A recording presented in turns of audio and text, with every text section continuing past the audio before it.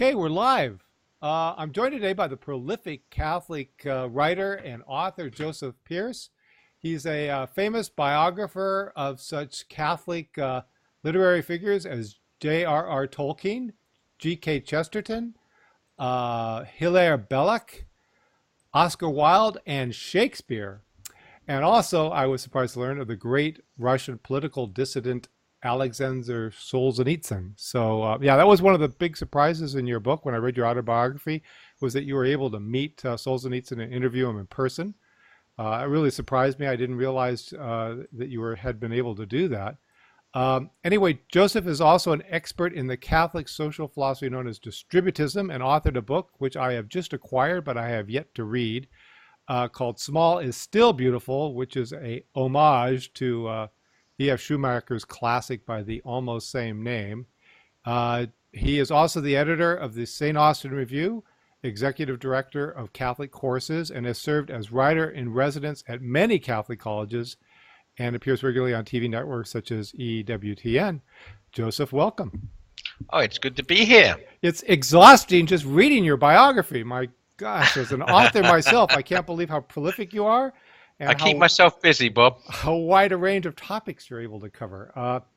Anyway, but today what I really want to talk about is your other life before you became a Catholic literary lion, which was your involvement in Britain's National Front, the forerunner of today's British National Party.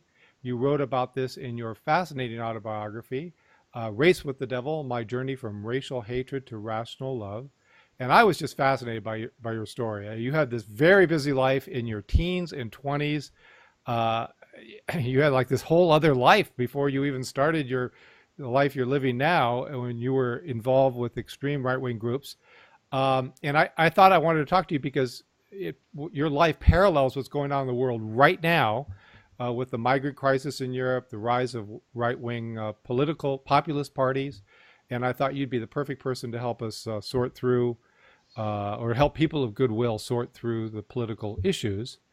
And because I know many Christians have reservations about the entire multiculturalism project of letting millions of people from other countries into their nations, and yet they don't want to be associated with so-called hate groups, and do recognize their moral obligation to help the stranger among us, as the Bible commands. So, but before I get into all that, I want to ask you about nomenclature. I hesitated when I was trying to figure out how to introduce you to say a far-right group, because in today's politics, anyone to the right of Hillary Clinton is often denounced as a right-wing extremist.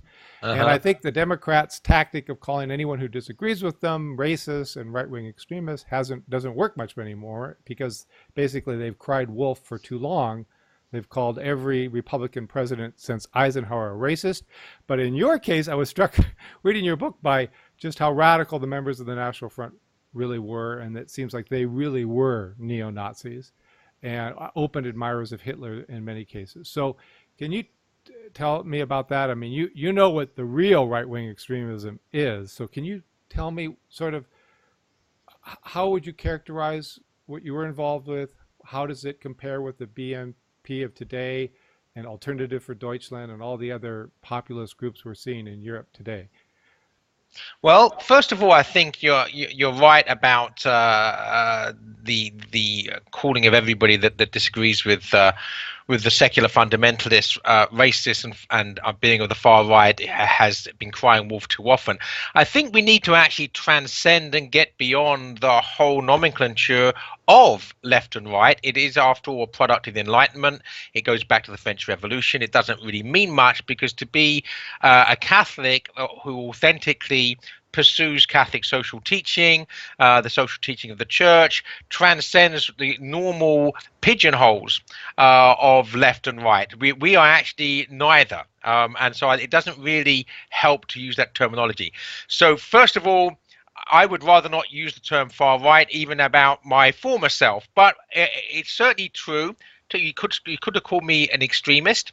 A neo-Nazi would be appropriate for the sort of person I was, at least in my most hot-headed years. A white supremacist, absolutely. I did believe in the superiority of the white race.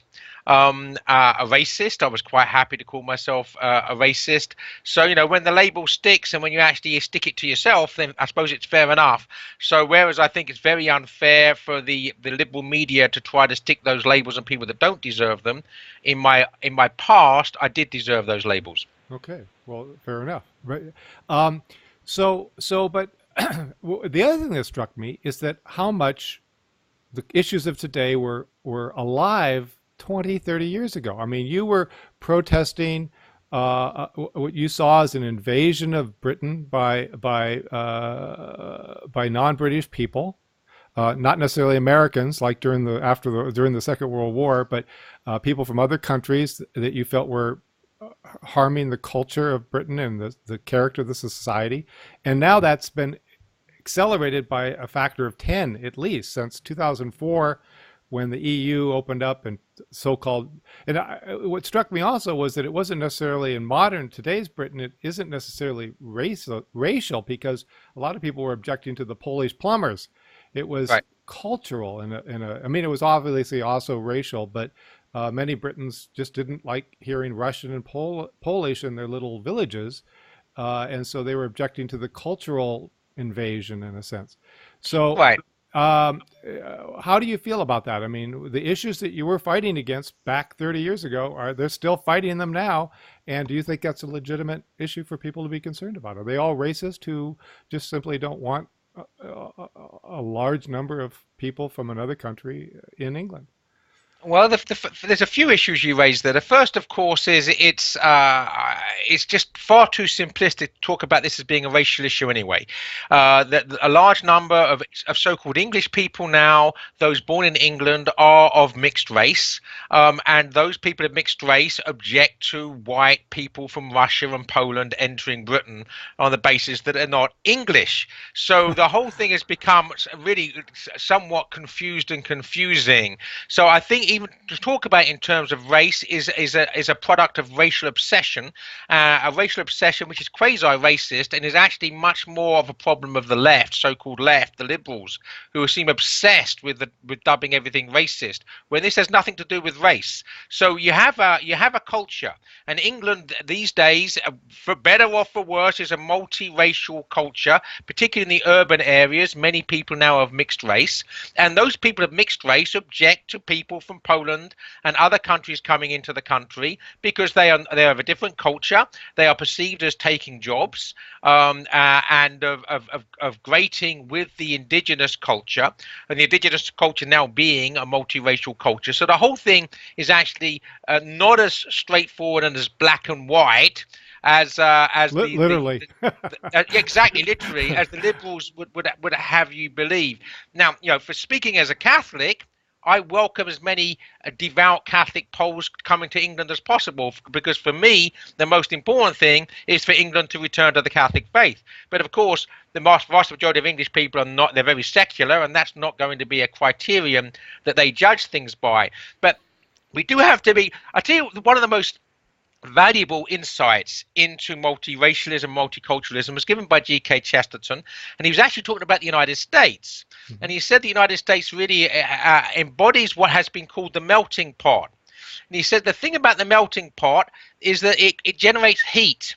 And he says, and if it generates so much heat that the melting pot itself melts, you have anarchy. All right. Mm-hmm. Now, the problem is, of course, if in order to stop the melting pot from melting because of the heat of the ingredients in the pot, you have to strengthen the melting pot so much that it's made of a metal that I sometimes call totalitarian. In other words, you have to have a really big, powerful state stamping on dissidents because of the disunity and antagonism that exists between people because of the multicultural experiment. Then basically you're losing your freedom. You're having to sacrifice your political freedom in order to keep this multicultural, multiracial thing from overflowing into violence. So the thing is a problem, which is why I'm completely in support of countries such as Hungary and countries such as Poland resisting the European Union's efforts to force Islamic immigration into those Christian countries. And this is another issue. It's not a question of race, it's a question of religion. That we know from experience that when there's a large number, a large Muslim presence in countries like England and Germany and France, it leads to homegrown terrorism, which is almost impossible to police, and a hatred between communities, which is almost impossible to heal. So obviously England and France and Germany have to live with the problem they've imported. But how dare those countries criticize or condemn Hungary and Poland and other countries that have not made that mistake for not making it? Yes. Yeah, it's interesting you say that about it takes a totalitarian state, because I remember just reading today that German scientists are saying, actually proposed that the populace be given OxyContin to soothe their nerves, so they're more so they're more welcoming of, in other words, we need to drug them, drug the citizenry into compliance, because they are very upset by this brave new world, this brave new world of liberalism we're moving towards, huh? Yes. Well, that is absolutely fascinating. So this problem exists. We have and it's not even a problem, but we've created this multicultural society with a lot of people say in a very undemocratic way. Nobody was asked. The British people were not asked if they wanted to have this. No government of the United Kingdom, no government of the United Kingdom ever has been elected on a platform to increase or even allow immigration. It's something that has happened without a democratic mandate. That's an absolute fact. Right. And the same thing with the United States. We have a lot of people coming here illegally. People were never asked if they approve it. That just the powers that be decided that they wanted to have basically open borders, and they never bothered to ask the citizens if they actually approved of that. And the U.S. is a melting pot. We have had this history for a long time, but in countries like in Europe and France and so on, having 1 million Muslim immigrants coming that don't share their values. I spent a lot of time in Europe, and they're very upset about this. The ordinary Germans, ordinary French people. Yeah, and there is a difference that basically to the United States South, and whatever we think of Hispanic immigration, legal or otherwise, that the immigrants coming to the United States have been overwhelmingly from at least ostensibly Christian cultures. Yeah.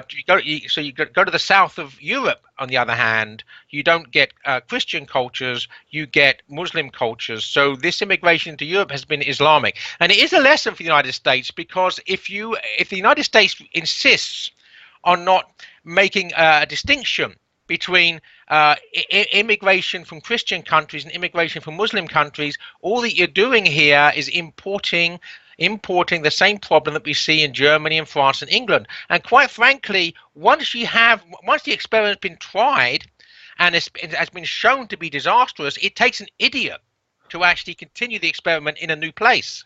Yes, but they seem hell-bent on doing that, and I'm kind of curious why. I mean, I understand demographically, and because some Catholics say it all goes back to Pope Paul and the pill, that as soon as you have artificial birth control, the birth rate in Europe is far below replacement levels, and so the political powers that are simply decided that we need to import workers, we need to import new citizens, because we're not going to have anybody to run our factories and so on. Well, so, it's certainly true that once a culture embraces the culture of death, the contraceptive culture, it will kill itself. It's suicidal. It's not sustainable. So certainly, if Europe is hell-bent, literally hell-bent on ceasing to have children, it's going to cease to be. You can't have an aging population. The only way you can, if you're not going to have children naturally, you have to import children and younger people from elsewhere. That's an absolute fact. And in that sense, I have no sympathy for people that on the one hand say that we don't want to have children. On the other hand, we don't want to have immigrants, because at some point you're going to have a population of 75-year-olds, right? And no one's going to be able to look after them. So, there is a demographic issue here, and it does need addressing. Yes, and I talked with a YouTuber named the Distributist. I don't know if you're familiar with him, and he was fairly pessimistic, because he said distributism basically revolves around the family, and basically the family in Western Europe and even in the United States is dying, and because people do not want to have children, and I said, well, what about the pro-natalist policies of the French? The French will pay you to have children. They'll give you $5,000 per kid or something. And doesn't that work? And he said, no, He said, if you read the book, What to Expect When No One is Expecting, bribing people to have children has marginal effectiveness. That if people are not willing to embrace children as a blessing, not a curse, as we've been told for the last 100 years, that children are really a curse to be avoided, not a blessing to be embraced. If you don't have that attitude, no amount of cash is going to persuade you. The Danes have these cute little ads about, take time off from work and go to a hotel with your wife and make a baby, because they recognize the demographic crisis they're facing. And Right. the Distributist, the YouTuber who calls himself the Distributist, said he is not optimistic that pro-natalist policies can overturn this. And that's why he thinks these elites in Europe are simply determined to have open borders. Well, I think there's other reasons for there's various things I'd like to address there. There's other reasons for the determination for open borders. One is a globalized economy. That global corporations do not want nations to exist because they get in the way of business. So it's as simple as that. So when you've got big business and big government working together, they're going to work to get rid of borders because it's a nuisance. So that's probably the biggest reason. The other thing I would say is, although I agree with the Distributist, I'm always at pains to say. In fact, I wrote an article this week for the Imaginative Conservative called Europe and the Faith, Disagreeing with Hilaire Belloc, because I don't agree with any prediction that doom and gloom, that it's all over, because I prefer Chesterton's appraisal of things. The Christianity has been killed many times and has been resurrected from the dead because it has a God who knows the way out of the grave. In other words, that the French believed they had killed Christianity in 1789. The Russians believed they had killed Christianity in 1917. The Nazis believed they killed Christianity in 1933. There's no French Revolution. There's the fallout from it.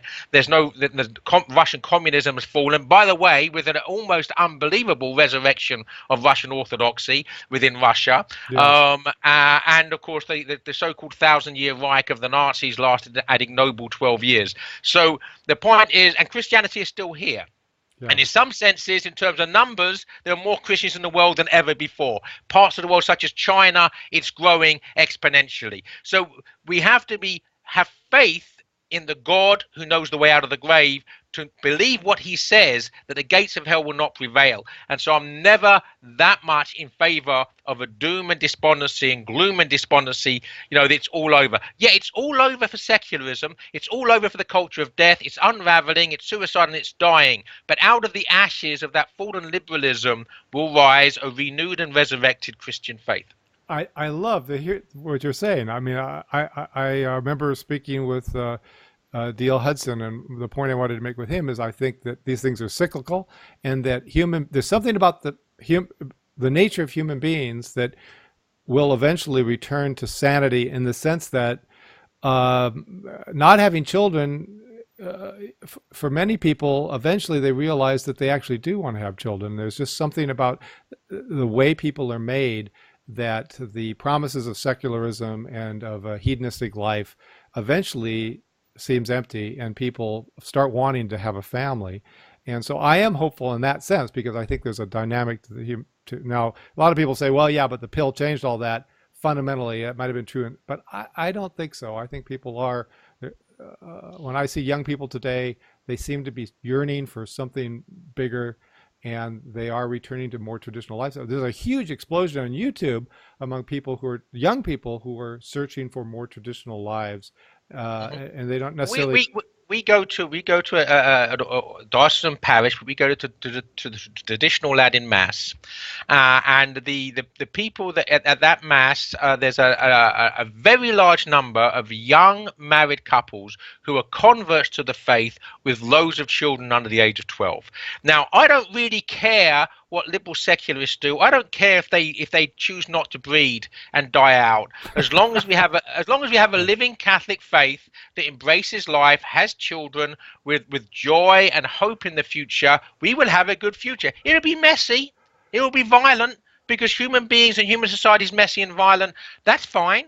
Let's embrace the cross as well as the resurrection. But let's go forward knowing that as long as we live the faith, the future is ours, because the rest are literally committing collective suicide. Yes, there. Well, a few months ago, there was all this talk about how you shouldn't have children, that it's a crime against humanity to have children, and I used to say, yeah, for liberals, it is true.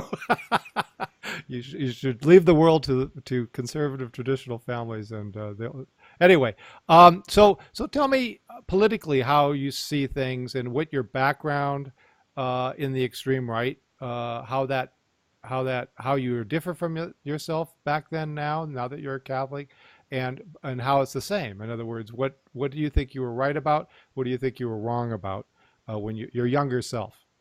Because Well, obviously there's some continuity. You don't turn your yeah. back on everything. So No, I mean I do believe that the existence of nation states are good. I think they're a buttress against a globalized world order, which will be tyrannical.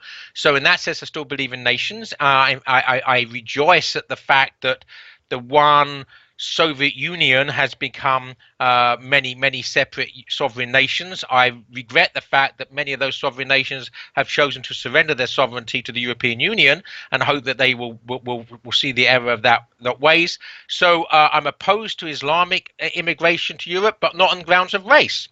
On grounds of first of all, on grounds of the pure practical nightmare that's created by having an militant Islamic presence in the midst of European culture. We've seen how that's played itself out. So the other thing I see as myself as being keen on, and a lot of my writing today for websites such as the Imaginative Conservative, is to counter racism.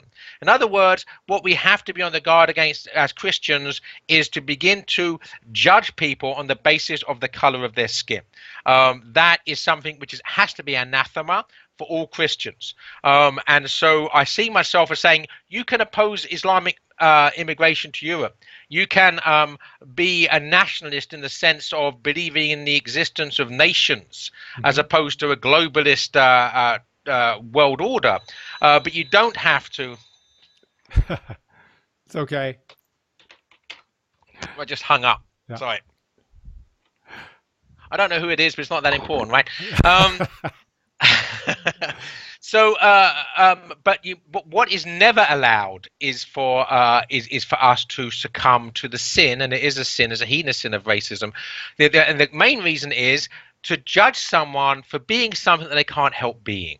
Sure. All right. In that way, it's akin to the abortion, the extermination of children with Down syndrome. All right, that is something they can't help being, but we are going to judge them and act against them on the basis of something which is not their fault. And the color of someone's skin is not their fault, and that therefore it's no grounds for us to judge them or prejudge them. Certainly, racism has always struck me as just dumb. I mean, just not, the color of somebody's skin. I mean, half of the people in California want to have tans, so to judge people by the color of their skin seems silly.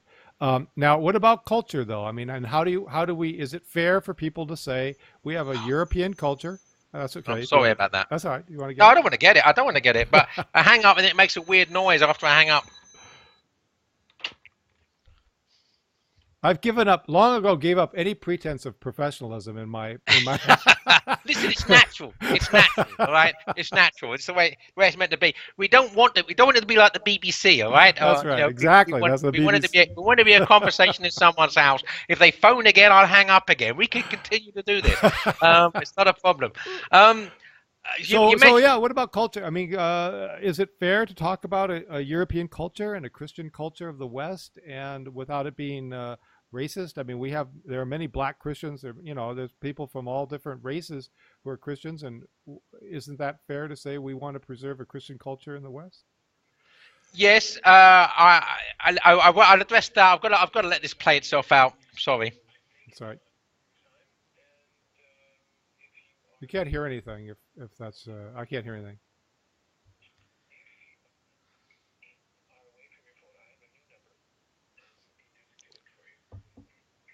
Do you have to do something? You know what G.K. Chesterton said? I'm talking He's to you, not yeah. yeah, What you just said, if a thing is worth doing, it's worth doing badly. Okay, yes. and so I'm doing this bad. You're doing it well. You're the professional. Everything your end is perfect, right? I'm doing my best to mess things up here, and I hope you can still Well, smile about it. This was the call that I was supposed to take, and he said he couldn't do it now, and obviously he changed his mind. That's what that phone call oh, is. do But you want to take it? no, no, because we spoke earlier. Okay. He phoned earlier. Anyway. So the point is that European culture, what is European culture? I think to talk about it as being Christian is oversimplistic, because the Certainly, yes. Reformation. The Reformation's part of Europe, the Enlightenment's part of Europe, the French Revolution's part of Europe, communism's part of Europe, fascism's part of Europe, all right, Nazism's part of Europe. All of that actually grew out of Europe's rebellion against the faith. The Enlightenment and all of these, if you like, illegitimate children of the Enlightenment are a consequence of Europe turning its back on the faith. Now, for me, the faith precedes Europe. Our Lord was not a European. Hmm. The faith was expressed in European culture, but it would be better to say that the faith forged European culture, and insofar as Europe has turned its back on its Christian roots, it is withering and dying. I rejoice in the fact that Christianity is spreading throughout Africa, that it's growing exponentially in China. The Catholic religion, the word Catholic means universal. It doesn't belong to any one race or any one demographic part of the world. It's universal. So I rejoice at Christendom. I rejoice at that sense of cultural unity which existed up to a point in medieval Europe. But I see Europe in its entirety, and that includes Europe the rebel against Christ. That's a fascinating point. So going forward, then, do you see these populist movements that are arising, as you said, in Hungary and other places, as basically a positive thing in the sense they're trying to preserve Hungarian culture and French culture and so on? So you don't see that as problematic in any way? Well, in fact, an article I've just written, not yet published, is a response to Viktor Orban, the president of Yes. Hungary, and his Christmas address, where he did try to basically say that Europe is Christian, which is fine, up to a point, as I've just said. Yes. But to imply from that Christianity is European, in other words, that it's encapsulated by Europe, is wrong. And Yes. so I have taken issue with aspects of his talk, although I agree that he's right to put to refuse Islamic immigration. I think he's right to resist the tyranny of the European Union, and he's a man that overall I admire. But I think we have to be on the guard. This what I call in the article ethnolatry, the idolatry of ethnicity. We have to love our nations and protect the sovereignty of our nations without succumbing to a worship of our race and nation, which racism is always evil, and even the worship of our nation is evil, because all of us have to believe we belong to a nation under God. All right, always under God. If our nation rebels against God, our nation needs to be resisted. And again, Chesterton said, saying my country right or wrong is like saying my mother drunk or sober. Okay. Yeah.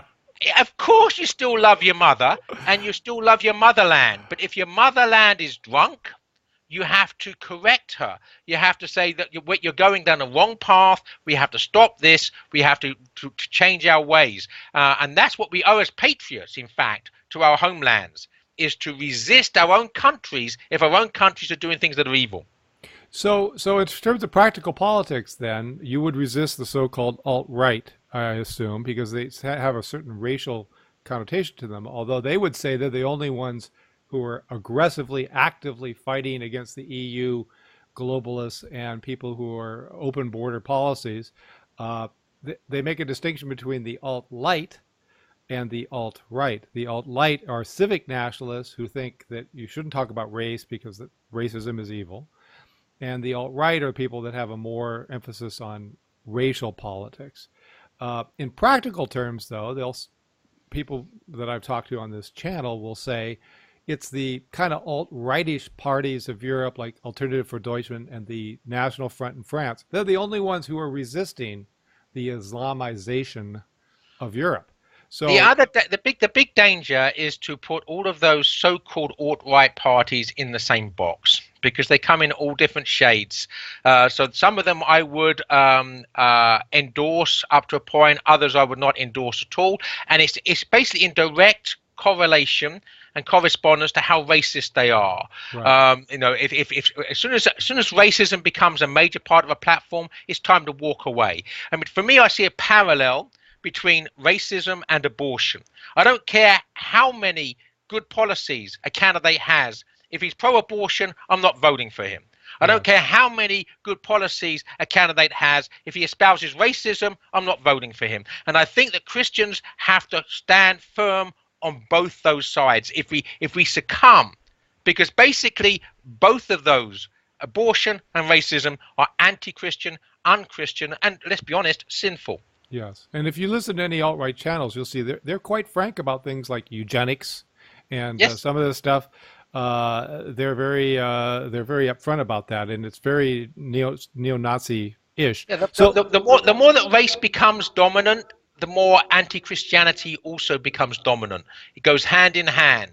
There's a correlation between the two. So, but we know the National Front in France, for instance, is nowhere near as racist or as extreme as the National Front in England that I was a member of was, or the British National Party. And even the British National Party today has non-white members, which would have been unthinkable in my day. All right. yes, So again, we mustn't fall into the trap that the liberals are trying to get us to do. Is everybody that disagrees with immigration is an alt-right neo-Nazi. Even the so-called alt-right groups do not fit into that category, all of them. yes. So you have to make distinctions, which is hard. You have to. You have to do the work. You have to do the work. You have to Yes, see what's the difference between Alternative for Deutschland and the National Front in France. What's the difference? Because they're not the same. yes. Or Pegida. So does your background, and we only have a few more minutes, 50 more minutes, does your background on the National Front give you a sensitivity? Can you kind of sense the racist undertone of some statements? What fascinated me reading your book is how many of the classics, racist classics, or at least that informed your worldview when you were young, are now being touted by members of the alt-right. I mean, is it Jean Rapai's Camp of the Saints and all that, and some of these books that you were reading 30 years ago are now being pushed again on younger people who are much more conservative than their parents, and I was just fascinated by that. So does your background make you kind of hypersensitive that you're able to see, you can sense which groups are a little bit veering towards racism or have that Yeah, tendency? I don't know if I'd like to use the word hypersensitive. I think that I have the experience. What I do sense quite a lot, Charlottesville, for instance, and the demonstration at Charlottesville, the response of the media, the violence of the extreme left as well as the extreme right, and the way the media chose just to distort that. I've been there before, so a large part of it is a sense of déjà vu, right? Yeah, I've seen you this were literally before. in the streets, right? Yeah, Like, I've been in exactly that position. I've been on neo-Nazi demonstrations attacked by communists where people were killed in England. yes, One of my friends was killed when hit in the head by a rock at one such demonstration. I was speaking at another one where a far left demonstrator was killed.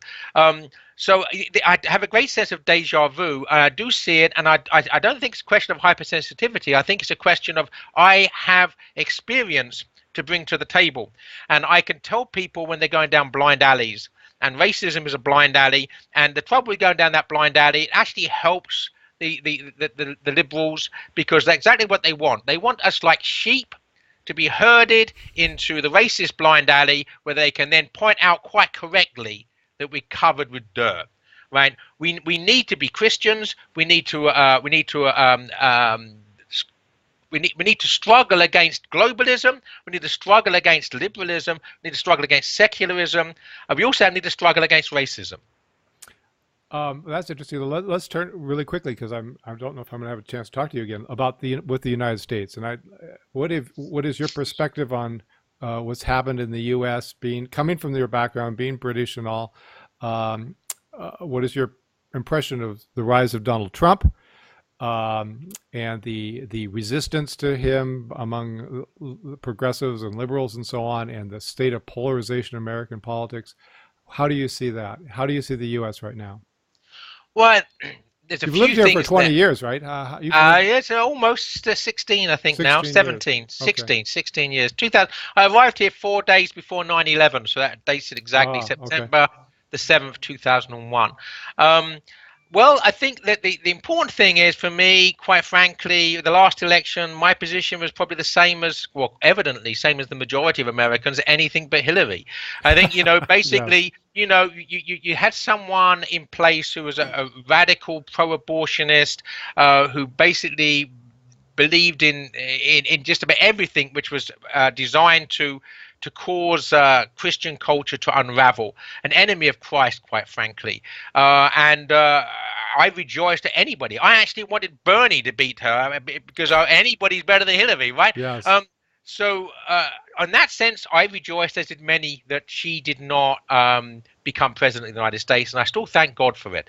But it doesn't mean that I think Donald Trump is a good fellow. I think he's wrong-headed in many ways. But I do think that some of the platform which he stood, such as the calling out globalism, the open borders and unbridled free trade, and just making it making the world just a playing field for the biggest players, for the global corporations and the biggest governments to do what they like, and for the rest of us, the small man on the street or the small nation out there, to have no power whatsoever. For that to be part of the political discussion, which it hadn't been. Either Republicans or Democrats were not discussing that. I Hmm. rejoice that that's part of the picture now and part of what's being discussed. As regards the liberal response to Trump, I think what's scary is a complete lack of tolerance of any opposition to their agenda. And if they had the power, and it's something we want to bear in mind, because if there's a lurch away from Trump towards the other extreme in the next election, which is a possibility, we could have a government in this country which is completely intolerant of all dissident voices, including the pro-life voice, including the traditional Christian voice. What we're seeing in the response to Trump is the real face of the intolerance of a dogmatic totalitarian liberalism. Yes, and in England too, and in Europe, you see that dissent is not going to be tolerated. It's anything that can be classified under hate speech. Right. They are deplatforming people. They're canceling, they're shadow banning people on Twitter. And in England, I know it has very strict laws about hate speech. I believe, Yes. I think you were charged with one, in fact. Well, that's, Uh, I mean, again, when I was charged with publishing material like to incite racial hatred, I'm ashamed of what I wrote and what I published. Should I have gone to prison? Well, there is no Race Relations Act in this country, and I thank God for it. I thank God for it, not because I want people to be writing what I wrote. I don't want them to, but I do believe you have to have a freedom of speech. And if we don't have freedom of speech, then what, you start off by marginalizing those that everybody hates, but then that extends. So, for instance, now the hate speech, someone can go to prison in many parts of Europe for just saying that homosexuality is a sin. All right. yes. In other words, for just preaching what the Bible's always preached, you can go to prison. And that's the trouble once you start allowing the concept of hate speech. If I define what you're saying as hatred, I can send you to prison. Right, that is only one step removed, if indeed it's even a step removed, from the Nazis and the communists that we saw in the last century. And that tendency is pretty strong in England, is it not? I mean, you have to be very careful what you say now in England. Otherwise, it's Islamophobic, Yeah, and you could. there was a priest I know in England that was threatened with arrest by the police if he continued to hand out leaflets saying that homosexuality was a sin. Wow.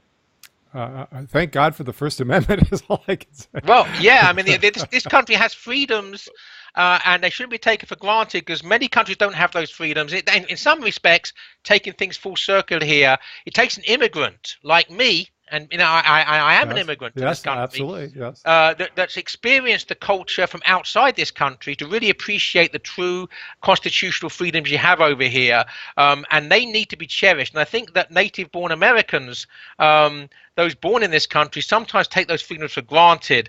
Don't take them for granted, because if you do, you'll lose them. yes. We only have a couple minutes left. I want to ask you about distributism and the criticism of Trump among the U.S. Catholic bishops, the hierarchy, and the Pope. The Pope seems to me that you espouse a fairly traditional, localist, anti-globalist, limited immigration, the sovereignty of the states, and so on. And it seems to me that many of the Catholic bishops and the Pope are fighting against that worldview quite strongly. So, do you have how do you handle that as a faithful Catholic?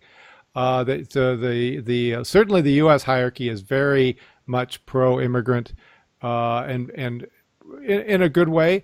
That we should take care of the stranger. That's their job, to tell us that we should care for people who are in need. I'm not surprised by that. I'm not surprised that the Pope would say that. But in terms of practical politics or just your own being a faithful Catholic, how do you deal with all that? Well, certainly we as Christians are called to love our neighbor and to love our enemy. And so there's absolutely, of course, no problem with us helping those that are in need, that are our neighbors, and even those that are our enemies. But that has nothing to do with whether or not a completely open border with Mexico is a good thing. And you could say that we need to address the issue. A nation has the sovereign right to defend its borders. Mm-hmm. Right, from encroachment. That's part of what a sovereignty of a nation is. And without the sovereignty of a nation, we do have this global world run ultimately by a global dictatorship, and we have to defend against that. As regards the sort of quasi socialist noises we sometimes hear, I think that every single member of the USCCB should be made to read the papal encyclicals of Leo XIII, Pius XI, John Paul II, and Benedict XVI on the Church's social teaching, and understand it, and understand how subsidiarity and solidarity is not the same thing as socialism. Yes, you said in your book, subsidiarist. You're a subsidiarist. Yes, exactly. A subsidiarist. Every Catholic is called to be, by the teaching of the Church in those social encyclicals, a subsidiarist and a solidarist. But the subsidiarity that combines with the common good. But that's distinct from the idea that we need big government solutions to big problems, and we throw money at problems because just throwing money at things always solves them, where all evidence proves the opposite. In other words, that we need the bishops to actually understand what the Church teaches on these issues. Okay, so in terms of distributism, I'm actually reading two interesting books from the opposite end of the political spectrum. One is called Return to Order by the ATF people, and the other one is a liberal Catholic who wrote a book called Catholic Economics. And they both criticize the sort of laissez-faire ideology that is embraced by Silicon Valley, by the U.S. business elite, basically libertarianism. I consider myself a recovering libertarian myself, just because anybody who's in business for themselves just naturally is a libertarian. And I have to fight against my libertarianism. So what does the Catholic Church bring to the table in terms of economics and how we should not just embrace the market is a God that we worship, and anything the market proposes is fine? Well, the greatest irony is that, first of all, the free market doesn't exist, that those with the most power manipulate the market to their own purposes. So whether that's government or whether that's big business and global corporations, that's a fact. All right, so the free market is a myth. It doesn't exist. So get used to that idea. And there's also a difference between the free market and libertarianism. There's nothing wrong with wanting liberty, right? Wanting freedom. And I'm certainly a great believer in small government, and I'm a great, as opposed to big government. Mm-hmm. And I'm also a great believer in small business as opposed to big business. And I believe that is what leads to true liberty. When having no government actually leads to anarchy. Where there's no rules whatsoever, it's the most brutal and the strongest that come to the top. So having no law just makes you an anarchist. That sort of libertarianism is silly. It is, quite frankly. Yeah, it's just a fantasy. It's an anarchist fantasy. Yes. But I do believe that we want to maximize freedom. And we've got to take conservative views such as Edmund Burke's. The liberty itself must be limited in order to be possessed. Okay, we do need some laws to protect us from basically becoming slaves. And so that includes certain laws that prevent the biggest players in the global economy from doing what they want at the expense of all the smaller players. So there's pure example there of if you leave things alone, laissez-faire, you just leave it in the hands of the most powerful, which impoverishes the rest of us and makes slaves of the rest of us. That's not liberty. Do you have any opinion on such things as legalization of marijuana and all these things? To what degree these social issues that people get, as the genie out of the bottle, or can some of these things be rightfully regulated and curtailed and so on? Well, I certainly believe that we have to have a responsibility as well as a right. And indeed, I think one of the big problems is that responsibilities have been usurped by rights. And I think if people are going to use drugs, they should expect to have to pay the consequences of those drugs. In other words, any legal bills that are a consequence of drug abuse, drug use, drug abuse, are not going to be paid for by any reputable insurance company.